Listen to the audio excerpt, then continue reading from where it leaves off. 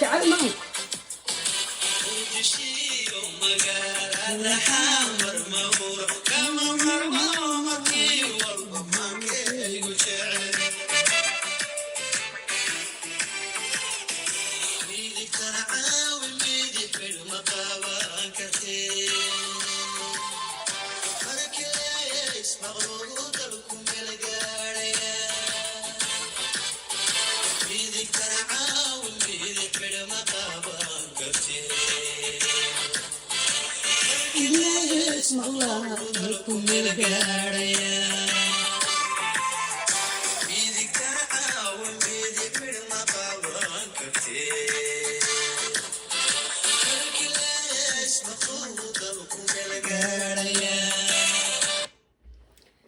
السلام عليكم وأنيجي صار نقضي والله كورونا فيروس كودك شغلان ودقي ولا وده شغلان إسكولان هل كان على وظيفة دي مركب دقيقة وحنا آخرين يسابوك أي لا يابطي بوك قام حا كتير تري قبل أنا ندين برهرت وقبل يدقيقة. السلام عليكم. مركب بوك كان وحل يراه ذا.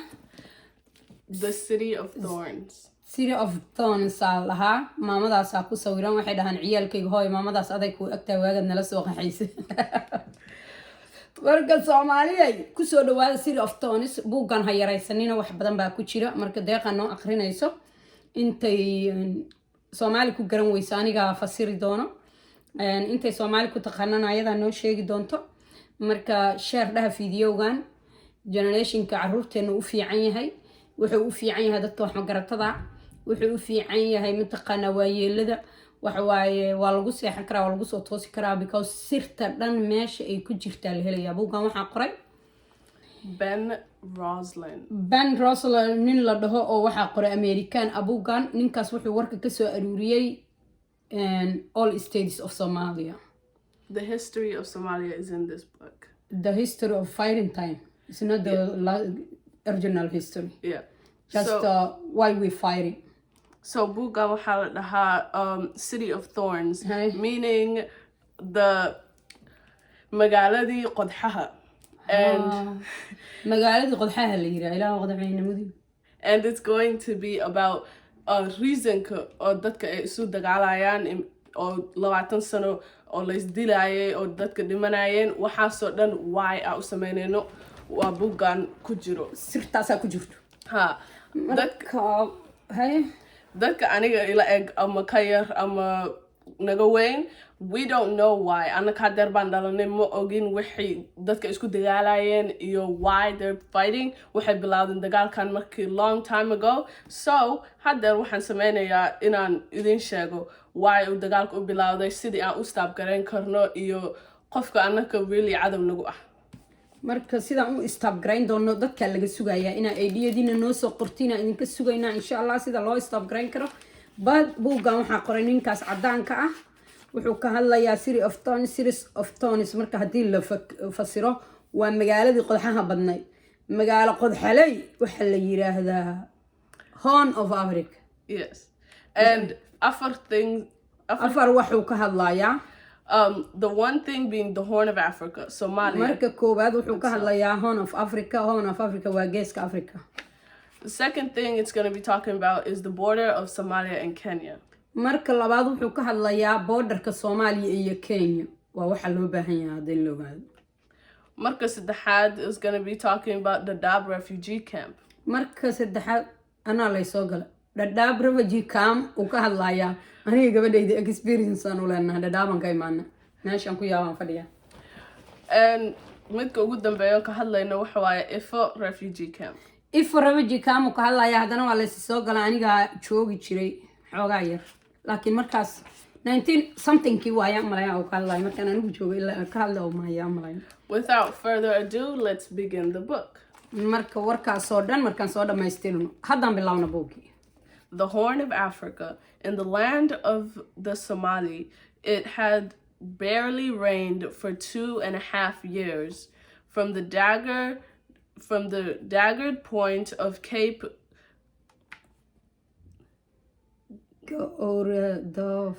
Gordafi. I don't know. maxaa la yidhaha soomaaligooda xataa caadi looma akri kara anaa yaabanba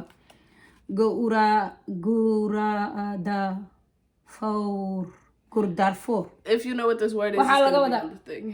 gu buu ka wadaa gu iyo dayr laysku daray buu ka wadaa gurdarfoor oo The qorada very horn of Africa aimed at the belly of Yemen. intaan yartaa markaan dhamaystiro geeska africa dadka ingiriiska yaqaana waa mahadsantihiin inta kale anigana waa jajabsanaya waa isla jajabsan doonaa wuxuu yiri buuggan markaan bilownay wuxuu ka hadlayaa Soomaaliya oo ah geeska Afrika waxaa ka da'a roobabkaas oo la yiraahdo gu waa gordafi wixii aan dhahayno aqrinayna gu iyo dayr buu yiri gugi iyo dayrtaas roobkii ka da'a laba sano roob muuna u da'in markaas marka laba sano roob uma da'in ilaa was dagaaleen. The very horn of Africa aimed at the belly of Yemen to the hills of Ethiopia in the west and the plains of Kenya in the south. The year 2010 was dry. wuxuu yiri horn of Africa waa Soomaaliya waxay ku taalaa haduu idin tilaabo Yemen dabadeeda Belly of the middle. Yemen caloosheeda sorry. Okay. So Yemen caloosheeda the belly of Yemen to the hills of Ethiopia to the Ethiopia west. korkeeda caloosha Yemeneed iyo Ethiopia korkeeda. Okay, let me explain. To the north of the horn is where Yemen is pointed directly at Yemen. We got that. To the east of Somalia is where the Ethiopian hills are. Waa Ethiopia korkeeda iska wada adigu. And the plains of Kenya are to the south of Somalia. dhinaceeda barine Kenya ku taalu yiri. The year 2010 was dry. Way qalalnay 2010kii. The nomads and farmers saw the clouds scuttering east from the Indian Ocean over the red plains and the yellow hills, but no rainfall. They saw their animals weaken and their crops struggle to stand with the weight of the dust. Waxay arkayeen dadka beeralayda iyo xoolalayda waxay arkayeen caadad gurguuraya dhinaca badda Hindiya u gurguuraya laakiinse wax da'ayba ma lahayn xoolihiina waxay dareemayeen weakness waxay dareemayeen xoolihiina tabardaro qaarna way dhimanayeen and their crops couldn't grow. ayaga geedahooda iyo waxoodana ma waaweynaanin. They began to worry. waxay bilaabeen in ay fakaraan. There are 3 seasons there. saddex seasona ka jira saddex waxa ka jirto cimilo. The Hagar, Jilal and Gu. waxa ka jira dayr, jilaal iyo gu. The Dair is the windy season from May to September when the Indian Ocean monsoons blows clockwise, taking the cool water from the southern sea up to the east of East Africa. And walaalay soo u yaqaan heer baadiyeen horta waa aqli kaliya moogtii soo u yaqaanaan ka yaaba gaalkan wuxuu yiri dayrtu waa dabayla badan tahay buu yiri oo wax laga cuno ma lahan oo waxba ma lahan haye dayrtu waa dabayla badan tahay buu yiri waxba ma lahan. It lasts from May to September, so about 4 months. waxay ku dhamaatay 4 bilood waaye. Around the curve of Arabia, Iran and Pakistan to Bombay, the ancient trade route of the Swahili. Arabia. Yeah. So marka Arabta So the okay. So let me explain this. The monsoons, meaning the cold air and dabayl qabow and the breeze that's coming from the Indian Ocean goes dabayshaas up waxay ka imaataa Indian Ocean marka kor ay u socotaa to the east of Africa. ilaa iyo waqooyiga Afrika u socotaa. Being it's going past Somalia, the curve of Arabia. Soomaaliya martaa curve of Arabia maxaa la yiraahdaa marka Like way ag martaa Arabia. Carabtana way ag martaa mayada dhex martaa Iran and Pakistan to Bombay. Iran iyo Pakistan iyo Bombay bay ag martaa. To the ancient trade route of the Swahili. Iyo ancient la yiraahdo Swahili. The trade route being way ag martaa ayana. No, the trade route is where they used to use to take. No, they used to use it in the olden times to sell goods to each other. meeshii wax lagu kala gadan jiray waagii dadka la isleef garan jiray. A long time. meeshaas wax lagu kala gadan jiray suuqii lagu kala gadan jiray meelahaas ay tagtaa. Since at least no, why the cold air and that season comes all the way through there. Markaas cimiladu sidaas ahayd ilaa ay halkaas ay socotaa. Yes. And since at least 1000 BC, the Dawaf, the house. Dawaf. Yeah. Dawaf. Dawaf na wala yiri waa Dawaf tan laga wada have sailed east in March, returning in September, riding the anti-clockwise current that takes the now warm water south again with the monsoons. Meaning that people used to come from India using that wind to sail across the sea. Dawaafkii haddaan fahmay dawaafku waxaa la dhahaa raaliga ahaadee waxaa la dhahaa dadkii ganacsatada ahaayoo imaaway duyuufta ahaa oo imaanayay oo dadka wax ka gadanayay. They use the wind to sail across the sea marka all the way to Africa. waxay soo maraan meeshaas waxay ku gataan maalka. No, India Jogan, in the ancient times, they only had boats, and without wind, the boats wouldn't move. Okay, so they used the windy. They used the boat. Markaasay. The windy season was the trade season. Waa markooda ugu fiican wax kala gataan. Yes, because dabayshu markay kacdo ay baddu ay xaggaas u riixayso doomaha yayba soo qaataan oo Afrika waxay ku imaadaan. Doontaas waxa soo riixa dabaylahaas kacsan ayba soo raacaan badda kacsan markaan dhahayno ayba soo raacaan hay. Okay. Dadku warkayga inay ku daalaan ka cabsa. Bal iska raali ahaada gabadhan inta warka akhrin. India is also only 3 weeks from the coast of Somalia. Against it, the journey can take 3 months and is often fatal. Thousands of miles from the coast, ports of Mombasa, Mogadishu, and Kismaya, trade in the interior of the Horn of Africa still keeps time with these natural rhythms. Meaning that there's trade ports where they trade on the border. Yeah, on the border. Waxay ku kala gataan Mombasa iyo Mogadishu iyo meesha kale Kismaayo. Iyo Kismaayo. Mombasa marka ina idinka leedihiin oo Kenyaanka idinka haysto waa fahansantiino. Markaas ay idin dhaco. Once upon a time when the climate was predictable, the Hajar waagaas markuu jiri jiray waa hore wasabalatam waa hore markuu jiri jiray dayrtu would come to a short rain at the end of it. Markay dhammaan rabto dayrta iyo dabaylaheedu yaa roob yar u imaadaa oo ugu dambaysa. In October. oo October daa. That would give a steady accumulation of heat and dust. Markaas wuxuu sameeyaa dadkii calool xanuun iyo waxba ku ridaa iyo dabaylo iyo roob yara inta kaca oo dadku kululaadaan oo huuraan bay xanuuna ku dhacaan. And that is the dry season. Marka daad waxa la yiraahdaa waa abaar dry season. Abaar baa dhacday. Jalal, if God willed it, the heat would build up and turn humid, eventually breaking into a blessed rainy season from March to May. Good. abaartu marka ay dhacdo abaartu soo bilaabanayso waxa la yiraahdaa jiilaal cawski iyo xooluhu waxay cunayeen iyo geedihii baa dhamaado ka bacdina waxa daa roob gu la yiraahdaa. Then the thorn trees would spring immediately into a luminous green. Overnight, the sand would grow a light fuzz of green. isla markaas waxa soo baxa oo si fiican u weynaada oo geedo fiican noqdo geedaha qodxaha leh sida quraca iyo marayga iyo sarmaanka iyo hadda taqaani jeerinka iyo anigu waa qanaqaar moogtihiin geedahaas baxa markay geedahaas baxaan cagaar bay noqdaan. The camels and goats of the nomads would turn fat. Markaas geela iyo arigu cayilaanoy buurbuurtaan. Sometimes the good didn't come.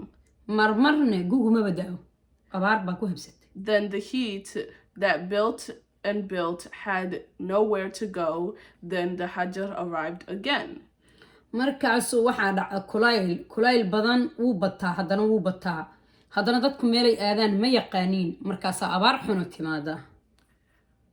It swirled the decimated sand into little twisters that had a life of their own, getting into everything.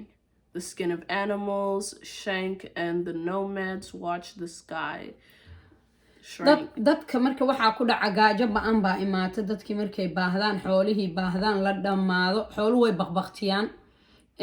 dad baa waxay karsadaan harkaha. No. Skin animal. The animal's skin shrank, meaning way caatoobeen oo way caatoobaan. Full of fear of the abar drought, sometimes the goat failed for more than 1 year, and that usually spelled trouble. marmarna hal sano dhanba madda od gugu markaanu da-in gugu xoolihiina caatoobeen ay dhammaadaan marka xaaladdu markaasay bilaabataa xaalad xun. In a part of the world where men struggle with nature for survival, it is so finely balanced. Famine and war have always gone together. Now the good had failed for 2 years in a row, and the short rains were personally late. marka waxaa dhacday 2 sano ma uunan da-in gugii roob yar baa da-ay oo xays waa taqaaniin roobka yarkaa xayskaa ha da-da-ay marka haye maxaa dhacay. Under the hardening sky, the people grew uneasy. In the countryside, the land had nothing to give, so the inhabitants had nothing to offer their rulers in titans or taxes. Across most of the south central Somalia, the rules were the Islamic extremist group Al-Shabaab. Al-Shabaab intaan la gaarin 2 sano markii gugii uu da-in oo qalalnayd waxaa dhacday dadkii inay hayaan baa dhacay. baadiyihii baa laga soo hayaamay magaaladiiya loo soo wada hayaamay kabacdi waxaa imaaday group la yiraahdo Al-Shabaab. And when the people were hungry and had nothing to give them for taxes, dadkiina ma haystaan waxay bixiyaan. al-shabaabkiina canshuur buu dadkii kusoo rogay.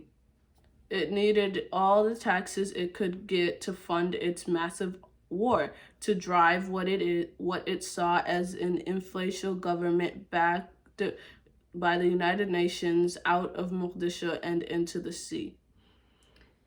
United Nations kiiba wuxuu ka baxay Mogadishu.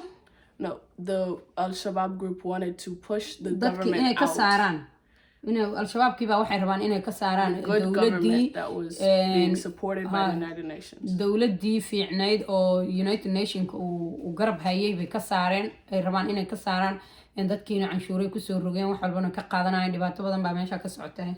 Militants passed ganged truckloads of men away from the farms and forced them to the battlefield. They took the measures, harvest as the zakat. waxaa dhacday marka al-shabaabkii waxay sameeyeen ciidamo si ay u qortaan. nimankii iyo wiilashii iyo xaafadaha dadkii joogay soo qorteen xoogay kusoo wadeen dadkii si aynan kuwii beeraha tabci lahay kuwii xoolaha raaci lahay dadkii oo dhan bay soo afduubateen xoog ku sameeyeen si ay uga bixiyaan dowladda ay u burburiyaan United Nations-kana ay ula dagaalamaan. A contribution to the holy war, and the people went hungry. To make matters worse, Al-Shabaab had banned all food aid that bore the US logo. waxay ku sameeyeen waxay u xisaa u qaateen diin bay u akhriyeen. waxay dhaheen wax walba oo US ku qoran tahay waa xaaraan mana cuni kartiin. dadkii la dagaalameen raashinkiina way ka gubeen. And rejected the World Food Program from its territory. lacagtii raashinkii adduunweynuhu usoo aruuriyay dadka Soomaalida masaakiinta ahayna way diideen inay qaataan. At the same time, the US officer of foreign assents control put sanctions on Al-Shabaab. This meant jail sentence for aid agencies that paid the militants for humanitarian access.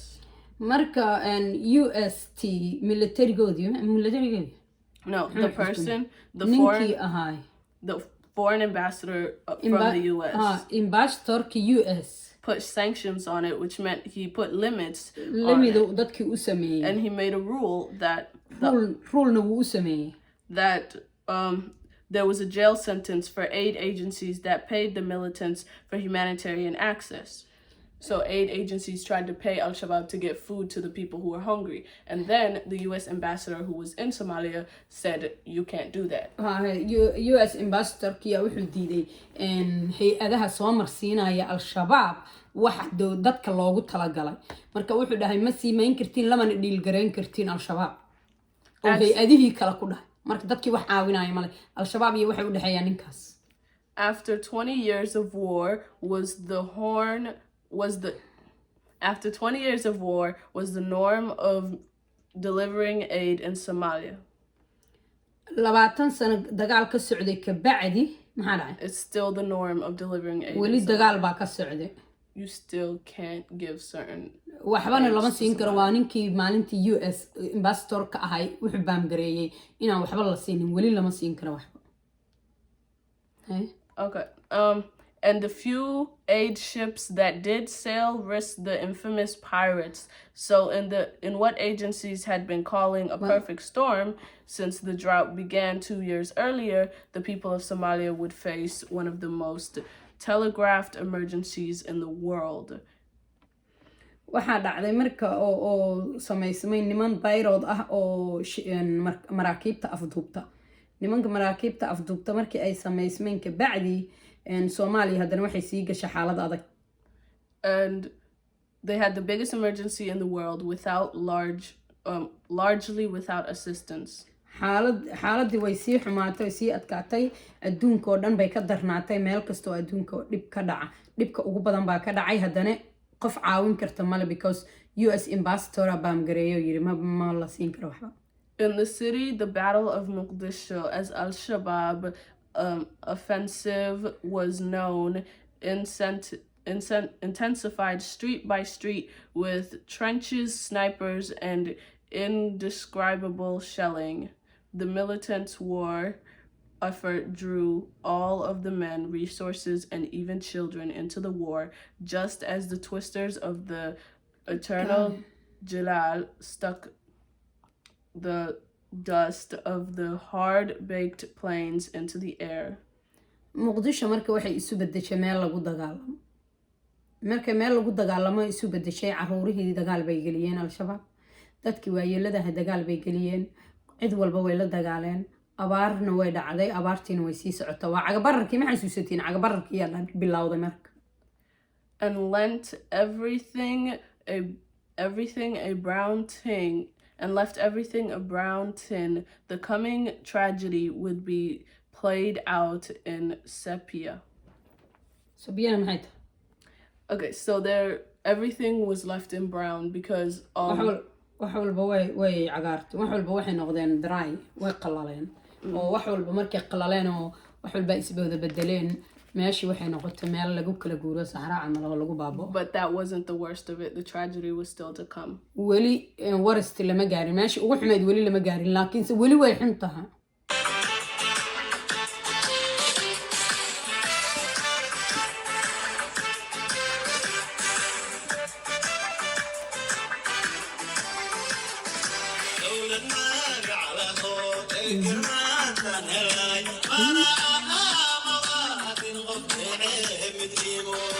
midnimo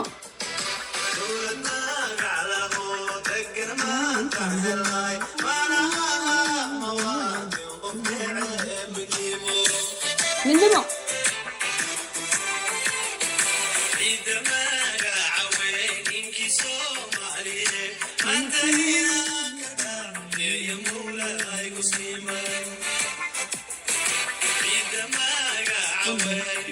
Somali, mantayna kadantay Mawlay Hussein.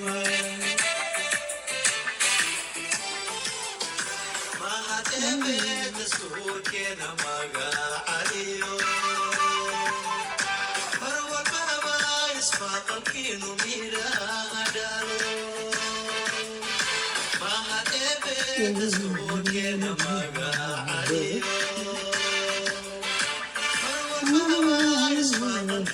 Mira hadalo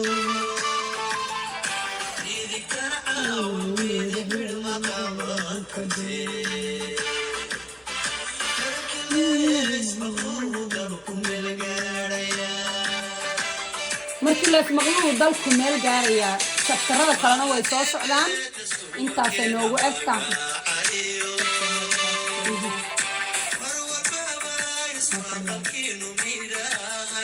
mira hadalo